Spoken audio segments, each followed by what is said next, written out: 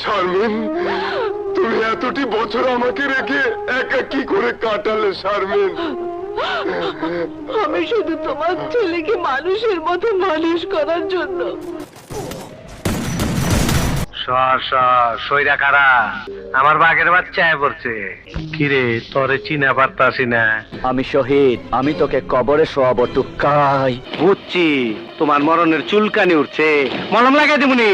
মলম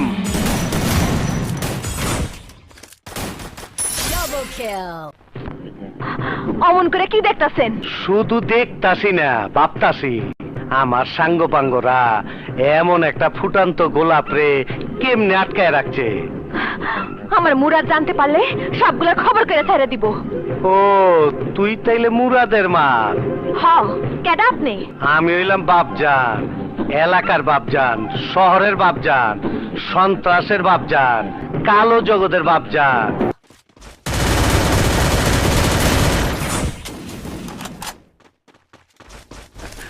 অপু তুই আইছস, আইতে তো দেরি করলি, ফন্টুর মধ্যে আবি না? এই কথা আন্দোলনে অপেক্ষা করতাছি, হাত পা ব্যথা করতাছে। হাস, যত পারিস হেসে নে। আমার বড় ভাইকে তুই গুলি করেছিস, তোকেও আমি গুলি করব। ওই পুষ্কি ছেড়া বলে আমার মারবো, কয় কি? এই মালটা দে তো।